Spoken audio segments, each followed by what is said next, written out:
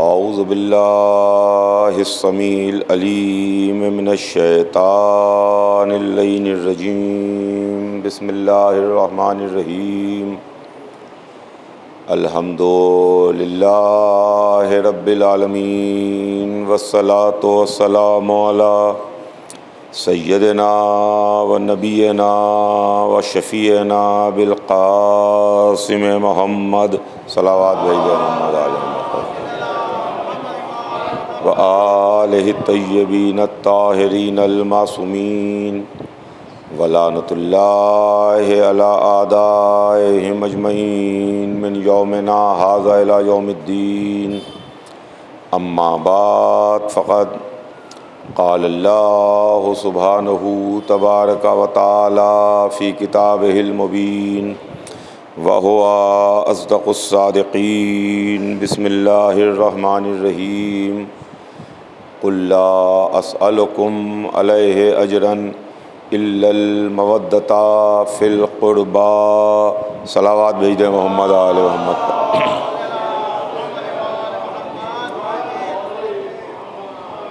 خداوند عالم قرآن مجید میں ارشاد فرماتا ہے کہ اے ہمارے حبیب اپنی امت سے کہہ دیجئے کہ ہم تبلیغ رسالت کے بدلے میں کوئی مزدوری نہیں چاہتے، کوئی بدلہ نہیں چاہتے، کوئی احسان نہیں چاہتے، ہمیں تو صرف اپنے قرابت داروں کی محبت چاہیے۔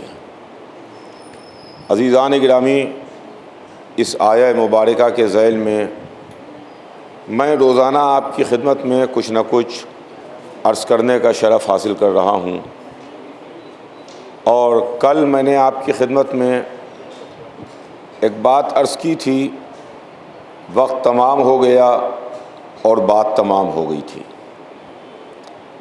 کہ اسلام وہ مذہب ہے جو امن کا مذہب ہے، پیار و محبت والا مذہب ہے، سلامتی والا مذہب ہے۔ اسلام نفرت نہیں سکھاتا، اسلام محبت کی تعلیم دیتا ہے۔ اسلام وہ دین ہے جس نے محبتوں کی تعلیم دی ہے، جہاں پر اپنی ذات رتی برابر بھی اگر شامل ہو جائے تو اپنی ذات مذہب کے معاملے میں شامل نہیں کی جا سکتی۔ حضور سرور کائنات کی زندگی کے دو رخ آپ کی خدمت میں پیش کیے تھے۔ ایک وہ رات جس رات سرکار رسالت نے مکہ چھوڑا اور ہجرت فرمائی، اور دوسرے وہ صبح تھی جس کی صبح رسول فاتح کی حیثیت سے مکے میں داخل ہوئے، مگر جب مکے میں داخل ہوئے تو ہاتھ میں تلوار نہیں تھی، بلکہ ہاتھ میں سفید پرچم تھا جو امن کا پرچم تھا اور امن کا نشان تھا۔ اگر ایک طرف ہم کو رسول اللہ کا یہ کردار ملتا ہے، رسول اللہ کی یہ ذات ملتی ہے، تو دوسری طرف ہم کو جو رسول کے نائب ہیں، جو رسول کے جانشین ہیں، جو رسول کے خلیفہ ہیں، جو رسول کے عالم انوار کے ساتھی ہیں، مولائے کائنات علی ابن ابی طالب علیہ السلام،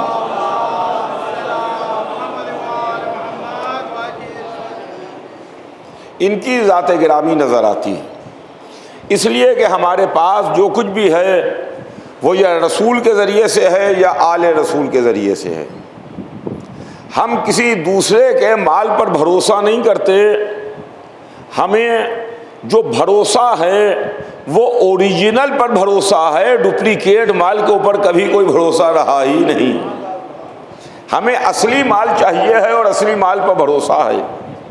رسول ہیں اور رسول کے بعد آل رسول ہیں۔ اسلام بھی ہم نے رسول سے لیا اور رسول کے بعد آل رسول سے لیا، اس کے علاوہ کسی سے ہم نے کچھ نہیں لیا۔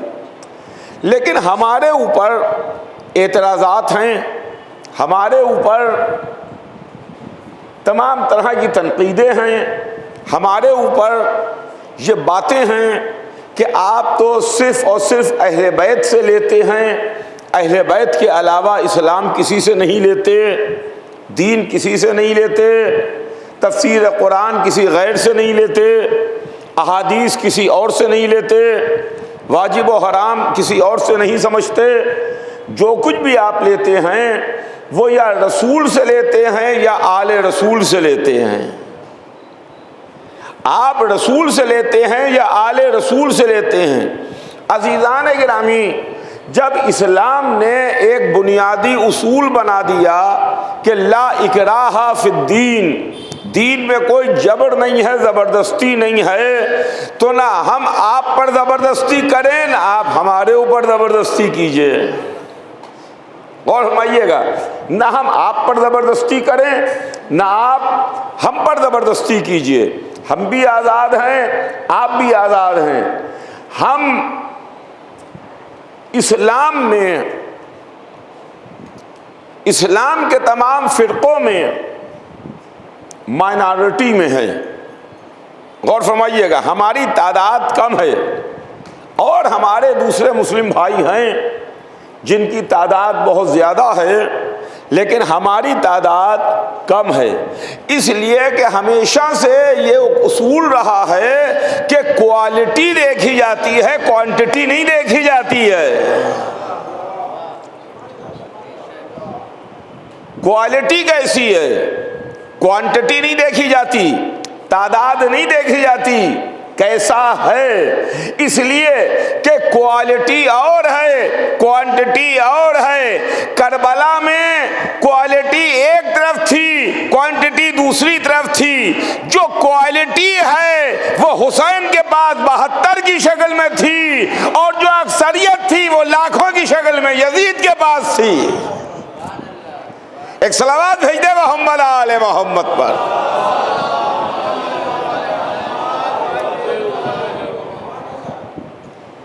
تو اسلام میں یہ نہیں دیکھا جاتا ہم تھوڑے سے ہیں، بہت تھوڑے سے ہیں۔ جب ہم تھوڑے سے ہیں اور ہمارے متعلق یہ بات کہی جاتی ہے کہ یہ ہیں کتنے سے، ان کی تعداد ہی کیا ہے، یہ ہیں کتنے سے، ان کی حیثیت ہی کیا ہے، تو جب ہم تھوڑے سے ہیں، ہماری تعداد ہی کچھ نہیں ہے، ہماری کچھ حیثیت ہی نہیں ہے، تو جب عالم اسلام کی نظر میں نہ ہماری کوئی تعداد ہے، نہ ہماری کوئی حیثیت ہے، نہ ہماری کوئی اہمیت ہے، تو جس کی کوئی حیثیت نہ ہو، جس کی کوئی اہمیت نہ ہو، جس کا کوئی مرتبہ نہ ہو، اس کو چھوڑ دیجئے، اس کی طرف نظر اٹھا کے دیکھیے ہی نہ۔ غور فرمائیے گا، جو بات عرض کرنے کی کوشش کر رہا ہوں، اس کی طرف نظر اٹھا کے دیکھیے ہی نہ۔ مگر عالم اسلام ہماری طرف نظر اٹھا کے دیکھتا ہے کہ ہم کیا کر رہے ہیں، ہم نے کیا کیا، ہم کون سا عمل انجام دے رہے ہیں۔ صبح سے شام تک بڑے بڑے کیمرے ہماری طرف لگے ہوئے ہیں، بڑے بڑے طاقتور فوکس اور کیمرے ہماری طرف لگے ہوئے ہیں، اور ہماری نقل و حرکت کو دیکھ رہے ہیں، ہم کو واچ کر رہے ہیں، ہم کو دیکھ رہے ہیں کہ ہم کیا کر رہے ہیں۔ ہم نے کالے کپڑے پہنے تو اس کو دیکھا، ہم نے سبیلیں لگائیں تو اس پر نظر ہے، ہم نے مجلس میں نام حسین پر واہ واہ کی، تعریف کی، فضائل میں اس پر نظر ہے، ہم نام حسین پر روئے تو اس پر نظر ہے، ہم نے ماتم کیا تو اس پر نظر ہے، ہمارے ہر عمل کے اوپر نظر ہے۔ ہم نے نماز پڑھی تو ہماری نماز پر نظر ہے، ہم نے روزہ رکھا تو ہمارے روزے پر فوکس ہے، ہم حج کے لیے گئے تو ہمارے حج کے اوپر نظر ہے۔ تو جب ہم کچھ ہیں ہی نہیں تو کاہے کے لیے آپ ہمارے لیے اپنا وقت برباد کر رہے ہیں؟ کاہے کے لیے آپ ہمارے اوپر اپنا وقت برباد کر رہے ہیں؟ کاہے کے لیے اپنی انرجی ضائع کر رہے ہیں؟ یہ وقت کہیں اور لگائیے، یہ انرجی کہیں اور صرف کیجئے۔ یہ ہمارے ہی اوپر کیوں صرف ہو رہی ہے؟ یہ سارا معاملہ ہمارے ہی اوپر کیوں ہے کہ صاحب آپ ایسا کرتے ہیں، آپ ایسا کرتے ہیں، آپ سینہ زنی کرتے ہیں، آپ کالے کپڑے پہنتے ہیں، آپ سر و سینہ پیٹتے ہیں، آپ لنگر تقسیم کرتے ہیں، آپ مجلس و ماتم کرتے ہیں، آپ اہل بیت کو مانتے ہیں، آپ مولا علی کو مانتے ہیں، آپ بی بی فاطمہ کو مانتے ہیں، آپ ان کی نسل پاک کو مانتے ہیں، اور آپ فلاں کو نہیں مانتے، آپ فلاں کو نہیں مانتے، کسی کو آپ مانتے کسی کو نہیں مانتے۔ بھیا جب ہم تھوڑے سے ہیں تو ہمارا ماننا کیا اور نہ ماننا کیا؟ سنیے گا، ہمارا ماننا اور نہ ماننا کیا، ہماری کوئی حیثیت ہی نہیں ہے۔ مگر عزیزان گرامی، نکتے کی بات یہ ہے کہ عالم اسلام چاہے اپنی زبان سے کہے چاہے اپنی زبان سے نہ کہے، چاہے بولے چاہے نہ بولے، وہ بھی دل سے اچھی طرح اس بات کو جانتا ہے کہ جب تک ہماری کسی معاملے میں مہر نہ لگ جائے وہ معاملہ ریکگنائز ہی نہ ہوگا۔ ایک صلوات بھیج دے محمد آل محمد پر۔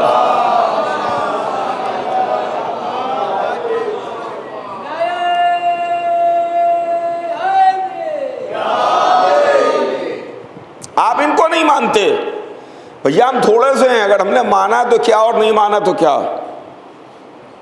جو بہت ہیں وہ تو کچھ لوگوں کو مانتے ہیں، ہم تھوڑے سے ہیں، ہم نہیں مانتے۔ آپ ایسا کیوں کرتے ہیں؟ اہل بیت ہی سے دین کیوں لیتے ہیں؟ اہل بیت کے علاوہ کسی اور سے کیوں نہیں لیتے؟ ہم کیا کریں؟ ہم کیا کریں کہ ہم اہل بیت سے اس لیے دین لیتے ہیں کہ ان کے ذریعے سے ہم کو خالص دین ملتا ہے، ہم کو خالص اسلام ملتا ہے۔ اس لیے کہ جیسے صبح سے شام تک آپ بازار میں جاتے ہیں، آپ کو ضروریات زندگی کا سامان خریدنے کے واسطے ضرورت پڑتی ہے کہ آپ بازار جائیں، آپ کسی مال میں جائیں، آپ کسی اسٹور پر جائیں، آپ کسی دکان کے اوپر جائیں اور جا کر کے اپنی ضرورت کا سامان خرید کے لائیں، مول لے کر کے آئیں۔ ہوتا یہ ہے کہ زندگی میں آدمی کے کوئی نہ کچھ وجہ، کچھ نہ کچھ دکانیں، کچھ نہ کچھ اسٹور سیٹ ہو جاتے ہیں جہاں سے وہ سامان ضرورت کا لے کے آتا ہے۔ وہاں پر اس کا کانفیڈنس، اس کا اعتماد اور اس کا یقین یہ ہو جاتا ہے۔ ہم بھی ایک جگہ جاتے تھے، ایک دکان سے سامان لے کے آتے تھے، ہمارے ایک دوست بھی تھے، انہوں نے دیکھا کہ ایک ہی دکان ہے جہاں سے ہم سارا سامان لے کے آتے ہیں، جو بھی ضرورت کا سامان ہے ہم نے وہاں سے خرید لیا۔ تو انہوں نے ایک دن ہم سے کہا کہ تم ایک ہی دکان کو پکڑے ہوئے ہو، ایک ہی اسٹور جاتے ہو، ایک ہی جگہ جاتے ہو اور وہاں سے سارا مال لے کے آتے ہو، کیا بازار میں اس کے علاوہ کوئی دوسری دکانیں نہیں ہیں؟ کیا اس کے علاوہ دوسرے لوگ نہیں ہیں جو سامان بیچ رہے ہوں؟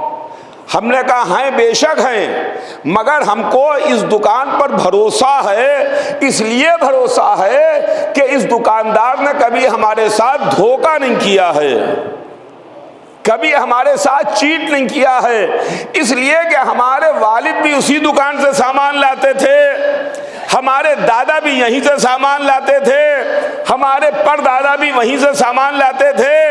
یہ بہت پرانی دکان ہے جہاں ہم کو پورا اعتماد ہے، یقین ہے، بھروسہ ہے۔ مگر اب ہم کیا کریں کہ ایک دن ہم اپنے دوست کے کہنے پر جو دکان اس نے بتائی اس دکان پر پہنچے اور وہاں سے ہم نے کہا کہ بھائی ہم کو یہ سامان چاہیے ہے۔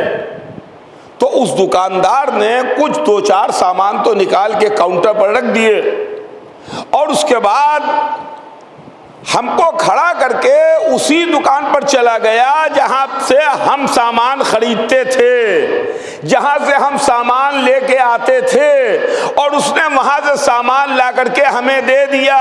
تو ہم نے کہا بھیا یہ ہمارے ساتھ کون سا دھوکہ کر رہے ہو؟ تم نے وہیں سے سامان لا کر کے دیا ہے جہاں سے ہم سامان لے کے آتے تھے، جہاں سے ہمیشہ ہم نے سامان خریدا۔ عزیزان گرامی، یہی عالم اسلام میں معاملہ ہے۔ ہم در اہل بیت پر بیٹھے ہوئے ہیں، دنیا ہمیں دوسرے در کی طرف موڑنا چاہتی ہے۔ جب ہم نے دوسرے در والوں کو دیکھا تو وہ بھی علی ہی کے دروازے پر آئے۔ جب مشکل حل ہو گئی تو یہ کہتے ہوئے چلے گئے علی نہ ہوتے تو ہلاک ہو جاتے۔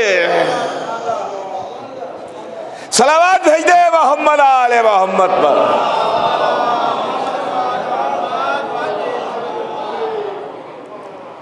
علی نہ ہوتے تو ہلاک ہو جاتے۔ توجہ چاہوں گا عزیزان گرامی، یہ علی ہیں، یہ اہل بیت ہے، خدا کی قسم۔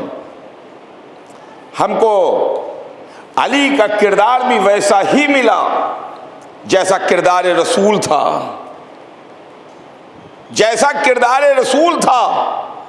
اس لیے کہ علی ابن ابی طالب علیہ السلام نے خدا کی قسم کہیں پر اپنے نفس کو شامل نہیں ہونے دیا۔ بڑی مشہور معروف جنگ ہے اسلام میں، جنگ احزاب، جنگ خندق، لڑائی ہو رہی ہے۔ ایک بڑا نامی گرامی پہلوان مقابلے پر آیا ہے، 1000 آدمیوں کے برابر طاقت رکھتا ہے۔ مسلمان اس کو دیکھ کے ڈر رہے تھے، خوف کھا رہے تھے، اس کے مقابلے پر کوئی جا نہیں رہا تھا۔ رسول کہتے تھے، فرماتے تھے کہ کون ہے جو اس کے مقابلے پر جائے؟ عزیزان گرامی، یہ منبر ہے، منبر، اور منبر کی ایک تہذیب ہوتی ہے۔ منبر پر ہر زبان نہیں بولی جاتی، تہذیب منبر بھی ایک چیز ہے۔ غیر معیاری تمیز، تہذیب، ادب سے اترے ہوئے جملے وہ منبر پر نہیں بولے جاتے۔ نجس جانور کا نام منبر پر نہیں لیا جاتا۔ مگر میں اس کو کیا کروں، زبان رسالت کا نکلا ہوا جملہ ہے، اس لیے عرض کر رہا ہوں۔ جس زبان پر الہی پہرا موجود ہے کہ ہمارا حبیب تو کلام نہیں کرتا جب تک کہ ہم پر سے وحی نہیں نازل ہوتی، اس زبان کا نکلا ہوا جملہ ہے کہ جب 1000 آدمیوں کا برابر طاقت رکھنے والا خندق پھاند کے آیا اور رسول کے خیمے میں نیزہ چبھو کے کہتا ہے، کہاں ہے، نکلیں، آؤ مسلمانوں، جنت لے جاؤ، مجھے مار دو تو جنت لے جاؤ، میرے ہاتھ سے مر جاؤ جنت لے جاؤ۔ مسلمان خاموش بیٹھے تھے، ایسے بیٹھے تھے جیسے ان کے سروں پر طائر بیٹھے ہوئے ہیں، خاموش۔ کہ ایک مرتبہ زبان رسالت گویا ہوئی، وہ جو بغیر وہی بولتا نہیں، وہ بولا، من لہذا القلب، من لہذا القلب، اس کتے کے مقابلے میں کون ہے، اس کتے کے مقابلے میں کون ہے، من لہذا القلب۔ سارے مسلمان گردن جھکائے خاموش بیٹھے رہے، صرف علی کھڑے ہوئے۔ علی نے کھڑے ہو کے فرمایا، انا یا رسول اللہ، رسول اللہ میں اس کے مقابلے پر جاؤں گا، رسول اللہ میں اس کے مقابلے پر جاؤں گا۔ جس سے مسلمان ڈر رہا تھا اس کو رسول نے بتا دیا کہ دیکھو اس کی حیثیت کتے سے زیادہ نہیں ہے۔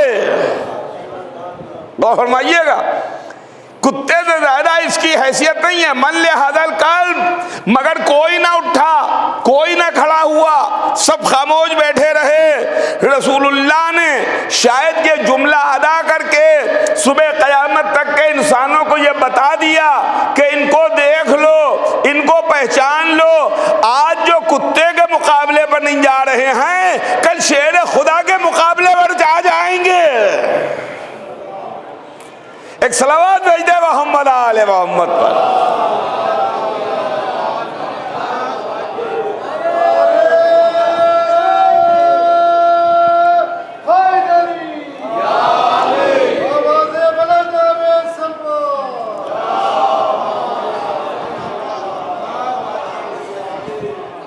مجھے جنگ نہیں پڑھنا ہے، جو بات آپ کی خدمت میں عرض کرنا ہے۔ علی کھڑے ہوئے، رسول نے علی کو سجایا سنوارا، پٹکا باندھا، ذوالفقار لگائی، علی نکلے۔ مجمع تو دور ہی سے دیکھنے کا عادی تھا، علی کو کبھی اس بات کی ضرورت ہی نہ رہی کہ گھوم کے دیکھیں کہ مجمع آ رہا ہے کہ نہیں، لشکر والے آ رہے ہیں کہ نہیں، لوگ آ رہے ہیں کہ نہیں۔ جو مجمع کے بھروسے لڑے وہ اور ہے، جو اللہ کی طاقت کے بھروسے لڑتا ہے وہ اور ہوتا ہے۔ علی کبھی لشکر کے بھروسے پر نہیں لڑتے تھے، علی اللہ کے بھروسے پر لڑتے تھے۔ اس لیے کہ علی کا معاملہ آپ جانتے ہیں نا کہ علی ہیں تو بندے، اس میں کوئی شک نہیں، علی ہیں تو بندے، مگر ایسے بندے ہیں کہ ان کا نفس نفس اللہ ہے، چہرہ وجہ اللہ ہے، ہاتھ ید اللہ ہے، تلوار بھی ہے تو ذوالفقار ہے۔ ایک صلوات بھیج دے محمد آل محمد پر۔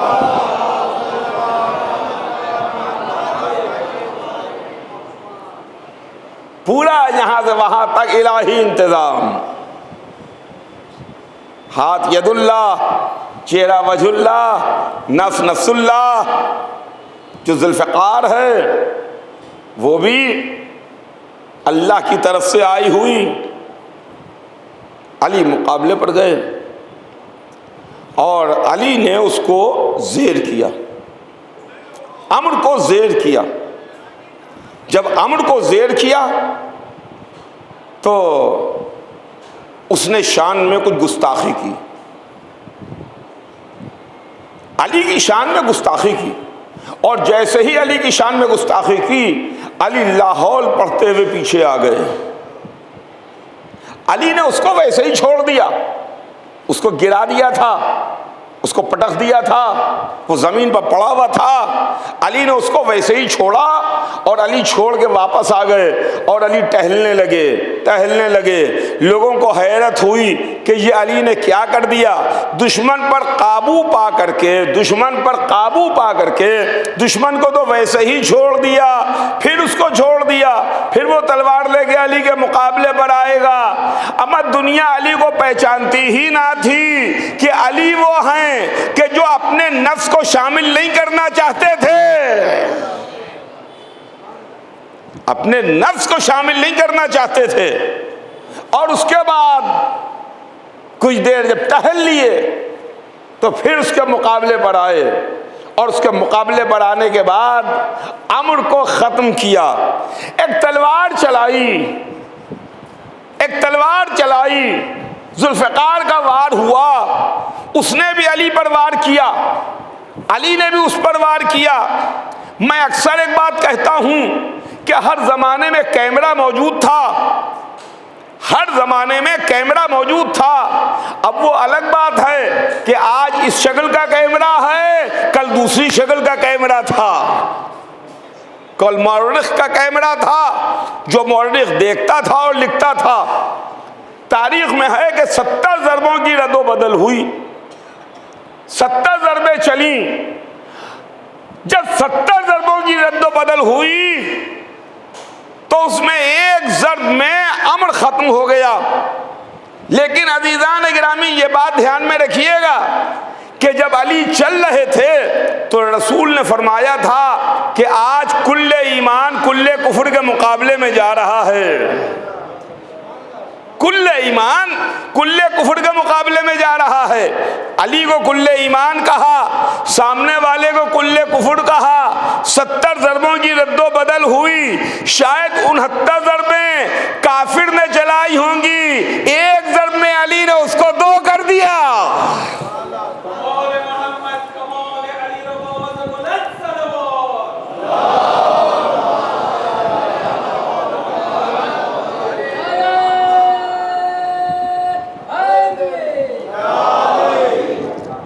تو عزیزان گرامی، یہ اسلام ہے، یہ مذہب ہے، یہ دین ہے۔ قُلْ لَا أَسْأَلُكُمْ عَلَيْهِ أَجْرًا الا المودۃ فی القربہ، کچھ نہیں چاہتا، صرف اپنے قرابت داروں کی محبت چاہتا۔ امن والا دین ہے۔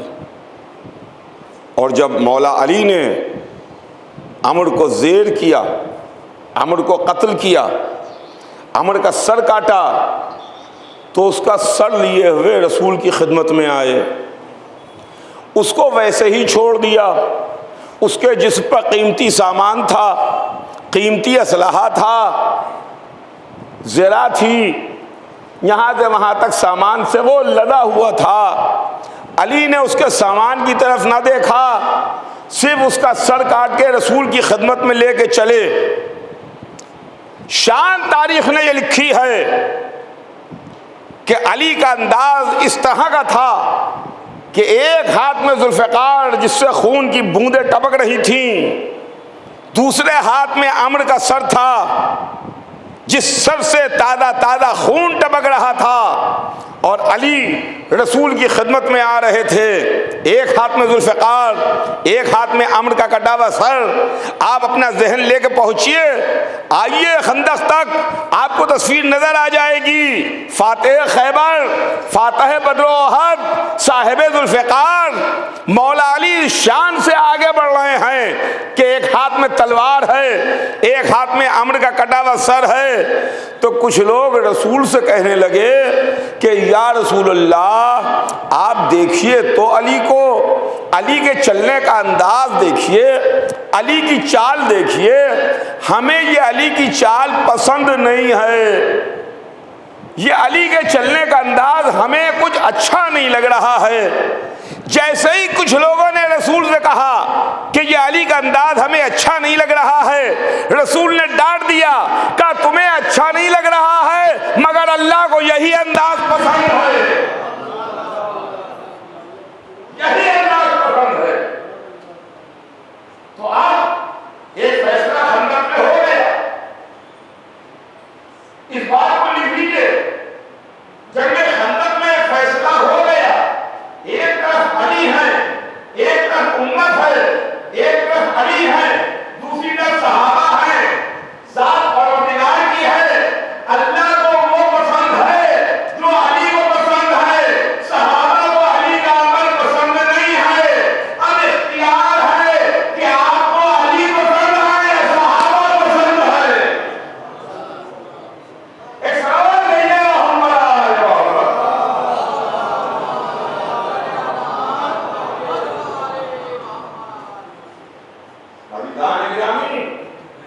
رسول نے جواب دے دیا کہ اللہ کو علی کی یہی چال پسند ہے، اللہ کو علی کا یہی انداز پسند ہے، تمہیں پسند ہو یا نہ ہو۔ تو چلیے ایک بات ہم کو اور پتہ چل گئی کہ جو مسلمانوں کی پسند ہے وہ پسند اللہ کی پسند نہیں ہے، جو مسلمانوں کی پسند ہے وہ پسند اللہ کی پسند نہیں ہے۔ جس کو مسلمان پسند کرتا ہے اس کو اللہ پسند نہیں کرتا، اس کو اللہ پسند نہیں کرتا۔ اللہ کس کو پسند کرتا ہے؟ اللہ علی کو پسند کرتا ہے، علی کے رفتار کو پسند کرتا ہے، علی کے انداز کو پسند کرتا ہے۔ تبھی تو یہ بات کہی تھی، اليوم اکملت لکم دینکم واتممت علیکم نعمتی ورضیت لکم الاسلام دینا۔ ایک سوال بھیجے گا ہمارا ہے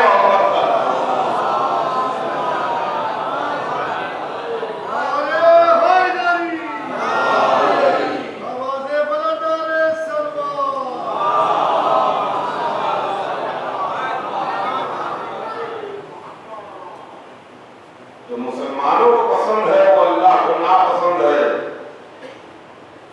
جو علی کا انداز ہے وہ اللہ کو پسند ہے۔ تو عزیزان گرامی، یہ علی ہماری جان فدا اور ہماری جان نثار اہل بیت، خدا کی قسم جنہوں نے اسلام کو پھیلایا اور اسلام کو بچایا۔ اس لیے کہ اگر تعصب کا چشمہ اتار کے حضرت حضرت علی کو دیکھیے تو علی بہت آسانی سے سمجھ میں آئے، اس لیے کہ رسول اللہ نے جو اسلام پھیلایا وہ اسلام 23 برس میں پھیلا ہوا ہے، عشیرہ سے غدیر تک، عشیرہ سے غدیر تک۔ دعوت عشیرہ میں حضور سرور کائنات نے اللہ کو بتایا، اپنے کو بتایا، اپنا مددگار نے، اور غدیر کے میدان میں دین کامل ہوا، اور یہ آیت آ گئی کہ الیوم اکملت لکم دین۔ لیکن عشیرہ سے غدیر کے درمیان رسول کے ساتھ ساتھ جو ذات آپ کو صاحب کی طرح ملے گی وہ ذات حیدر کرار علی بن ابی طالب علیہ السلام کی ذات۔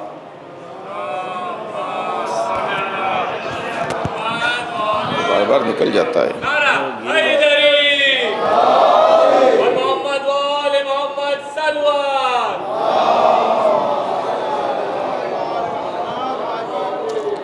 سائے کی طرح سے علی نظر آئیں گے، اسلام میں ہر منزل پر علی نظر آئیں گے، ہر قدم پر علی نظر آئیں گے۔ عشیرہ میں علی ملیں گے، رسول کے ساتھ ساتھ مکے کی گلیوں میں علی مدد کرتے ہوئے نظر آئیں گے، شب ہجرت علی نظر آئیں گے، بدر میں علی نظر آئیں گے، احد میں علی نظر آئیں گے، خندق میں علی نظر آئیں گے، خیبر میں علی نظر آئیں گے، قرآن میں علی نظر آئیں گے، قرآن کے سوروں میں علی نظر آئیں گے، رسول کی حدیثوں میں علی نظر آئیں گے، حالت امن میں علی نظر آئیں گے، حالت جنگ میں علی نظر آئیں گے، منبر پر علی نظر آئیں گے، محراب میں علی نظر آئیں گے، غدیر میں علی نظر آئیں گے، رسول کے دونوں ہاتھوں پر علی نظر آئیں گے۔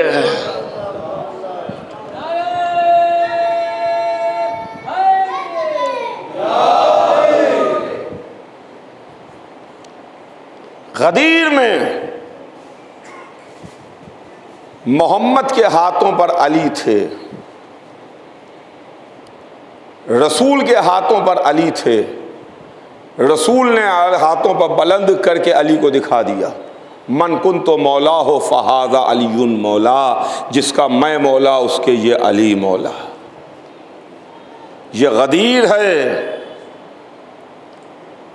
غدیر کا میدان ہے جہاں رسول علی کو دکھا رہے ہیں۔ لیکن ذرا میرے ساتھ کربلا چلیے، وہ محمد کا بیٹا حسین ہے، بنص قرآنی حسین رسول کے بیٹے ہیں۔ کربلا کے میدان میں عصر سے تھوڑا پہلے محمد کا بیٹا اپنے ہاتھوں پر علی کو اٹھائے ہوئے ہے، علی کو بلند کیے ہوئے ہے۔ یہ علی اصغر ہیں جن کی عمر 6 مہینے کی ہے۔ عزیزوں، آج چھٹی رات آ گئی۔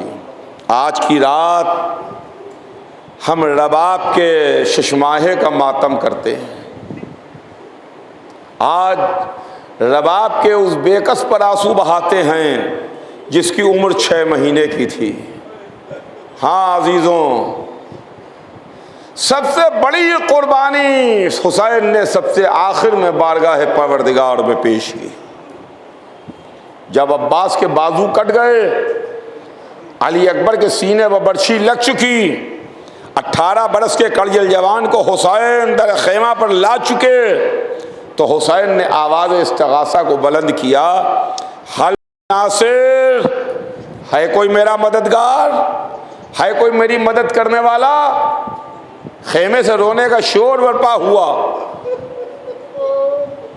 ام رباب نے بچے کو سجایا، سنوارا، تیار کیا، اور یہ کہتے ہوئے حسین کے حوالے کر دیا، والی خیال رہے پہلی مرتبہ میرا بچہ مقتل کو سدھار رہا ہے۔ حسین نے ہاتھوں پر بچے کو لیا، ابا کا دامن ڈالا۔ شاعر کہتا ہے کہ بنا کے شکل مجاہد کی لے چلے شبیر، الٹ دیا علی اصغر کی آستینوں کو، الٹ دیا علی اصغر کی آستینوں کو۔ ہاتھوں میں لیے ہوئے علی اصغر کو مقتل میں آئے۔ عزیزوں بس ایک بات سنیے اور جلدی سے مجلس کو میں تمام کروں، بات ختم ہو، کہ سب سے بڑی قربانی علی اصغر کی قربانی تھی۔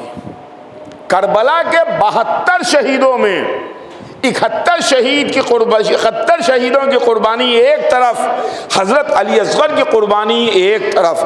اس لیے کہ میرے پاس ایک قرآن سے دلیل ہے، اور وہ دلیل یہ ہے کہ جب جناب سلیمان کا گزر ہوا اور چوٹیاں نظر آئیں، جو چوٹیاں گزر رہی تھیں، اور انہوں نے ایک دوسرے سے کہا کہ ذرا سنبھل جاؤ، سلیمان کا لشکر آ رہا ہے، تو جناب سلیمان واقف تھے زبان سے، چوٹیاں کیا کہہ رہی ہیں جناب سلیمان کو معلوم تھا۔ انہوں نے چوٹیوں کے سردار کو اپنی ہتھیلی پر رکھا اور اس کے بعد گفتگو کی، اور گفتگو میں بات یہاں تک آئی کہ کون افضل ہے اس وقت، کس کا مرتبہ زیادہ ہے؟ تو چوٹیوں کے سردار نے کہا نبی اللہ اس وقت میرا مرتبہ زیادہ ہے، اس لیے کہ آپ کے قدم زمین پر ہیں اور میرے قدم ایک نبی کے ہاتھ پر ہیں، میرے قدم ایک نبی کے ہاتھ پر ہیں۔ عزیزوں یہیں سے مجھ کو روشنی ملی، کربلا کے 72 شہیدوں میں 71 شہید اپنے پیروں سے چل کے مقتل میں سدھارے، علی اصغر حسین کے ہاتھوں پر میدان میں آئے۔ ظالموں اگر میں خطاوار ہوں تو یہ بچہ تو خطاوار نہیں، اسے تھوڑا سا پانی پلا دو۔ اگر تم یہ سمجھتے ہو کہ اس کے بدلے میں پانی پی لوں گا تو آؤ لے جاؤ اور پانی پلا کے میرے حوالے کر دینا۔ اتنا کہتے کہتے حسین نے بچے کو کھولتی ہوئی زمین پر لٹا دیا، بچہ جلتی ہوئی زمین پر کروٹیں لینے لگا، حسین نے بچے کو گود میں لیا، ادھر آواز آئی اینا اینا ہرملا اقطع کلام الحسین، ہرملا کہاں ہے؟ حسین کے کلام کو قطع کر دے۔